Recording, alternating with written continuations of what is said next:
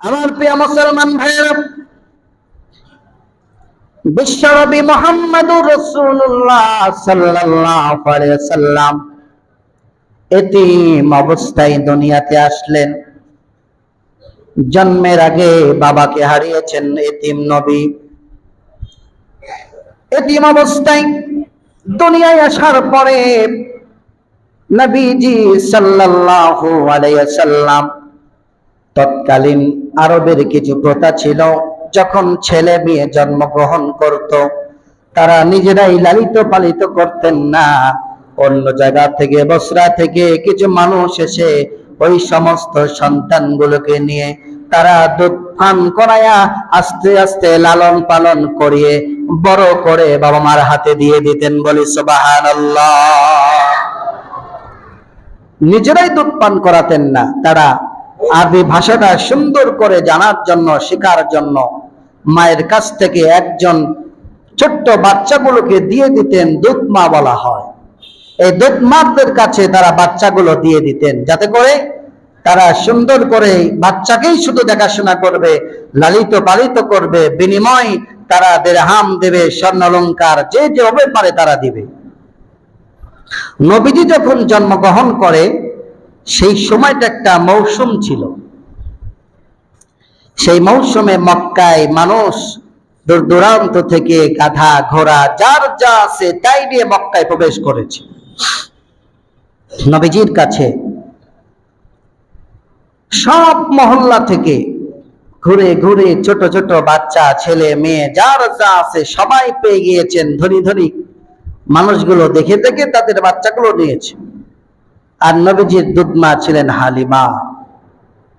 আসছেন সবার পরে, কারণ এমন একটা গাধার পিছনে সওয়ার হয়ে এসেছেন। সেই গাধা ছিল একেবারে হ্যাংলা, নরমাল, চলতে পারে না, দুধ দেয় না ঠিক মতো, একেবারেই নরম। এসেছেন সবার পরে। নবীজির দাদা আব্দুল মুত্তালিব দাঁড়িয়ে আছেন আর চিন্তা করতেছেন, এতিম, আমার নাতি এতিম, কে নিবে এতিমকে? সবাই তো আসলো, এসে এসে যার যার মতো ধনী ধনীদেরকে নিয়ে চলে গেল। আমার এতিম নাতিনা পড়ে থাকলো, কেউ নাই, কে নিবে? ডাক দিতেছেন, আসো, এই বাড়িতে একটা সন্তান জন্মগ্রহণ করেছে, তাদের মতন সুন্দর। সুবহানাল্লাহ বলে। দেখো এই সন্তানকে তোমরা দিতে পারো কিনা। সবাই আসতেছে, আচ্ছা সন্তানকে নিয়ে আপনারা কি দিবেন? বলে এতিম মানুষ, কি দিবার, সামান্য কিছু এরকম দেব। সবাই চিন্তা করতেছে, বাপ নাই, এতিম, কি দিবে? আর এ বাচ্চাকে লালন পালন করে আমরা এত লাভবান হতে পারবো না। সবাই চলে যাচ্ছে। হযরতে হালিমাতুস সাদিয়া রাদিয়াল্লাহু তাআলা এসেছেন সবার পরে, বাড়ি বাড়ি ঘুরতেছে ঘুরতেছে ঘুরতে গেছে, সন্ধ্যা হয়ে যায় প্রায়, কোথাও বাচ্চা পায় না, সবাই তো নিয়ে নিচ্ছে। এমন সময় নবীজির দাদা আব্দুল মুত্তালিব হালিমাতুস সাদিয়া রাদিয়াল্লাহু তাআলা আনহাকে ডাক দিলেন, আসো, দেখো এই বাড়িতে ছোট্ট একটা সন্তান জন্মগ্রহণ করেছে, যার চেহারাটা চাঁদের থেকেও সুন্দর। আসো দেখো, এই ছোট্ট সন্তানকে তোমরা নিতে পারো নাকি? কিন্তু এই সন্তানের বাবা নাই, জন্মের আগে বিশ্ব নবীজি এতিম হয়ে গিয়েছে। হালিমাতুস সাদিয়া আসছেন, বাচ্চাকে দেখার পরে মনে মনে ভাবতেছে, জীবনে এত সুন্দর ছেলে আমি আর কোনোদিন দেখি নাই। কত বাচ্চা লালন পালন করেছি, কিন্তু আমার জীবনে এত সুন্দর চেহারার বাচ্চা কোনোদিন দেখি নাই। কিন্তু আমিও গরিব, আমার স্বামীটাও গরিব, বাচ্চাটার বাবা নাই, এতিম মানুষ, লালন পালন করলে বুঝি বেশি পয়সা আমরা পাবো না।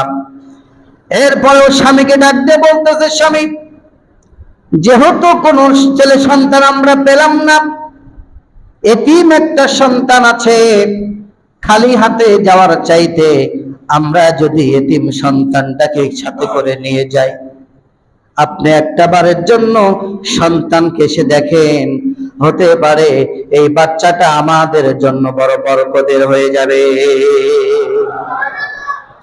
হালিমাতুস সাদিয়া তার স্বামী চিন্তা করতেছে, যেহেতু আসছি দূর দূরান্ত থেকে, এত কষ্ট করে আসলাম, এতিম হয়েছে তাতে কি হয়েছে, চলো যাই, বাচ্চাকে নিয়ে আমরা যাই। হালিমাতুস সাদিয়া যখন সন্তানকে কোলে নিলেন, কোলে নেওয়ার সঙ্গে সঙ্গে অনুভব করতেছে এমন একটা সন্তানকে আমি কোলে নিলাম। কোলে নেওয়ার সঙ্গে সঙ্গে আমি যে ক্ষুধার্ত ছিলাম, আমার ছোট্ট সন্তান আছে, আমার বুকের দুধ পান করে, সন্তানটাও বুকের দুধ সেরকম পায় না, কারণ আমি তো ভালো মন্দ খেতে পারি না। সন্তানটাকে যখন কোলে নিলাম, আমার দেহের মধ্যে কেমন যেন একটা শক্তির অনুভব করলাম। জোরে বলে সুবহানাল্লাহ। সন্তানকে কোলে নেওয়ার পরে আমার কেমন জানি ভালো লাগতে শুরু করে দিল। এই সন্তানকে নিয়ে আমি চুমু খেতেছিলাম, আর আব্দুল মুত্তালিব দূর থেকে লক্ষ্য করে দেখতেছে হালিমারে। অনেক মানুষ এসে বাচ্চাকে নিয়ে দেখেছে, কিন্তু কেউ নেয় নাই।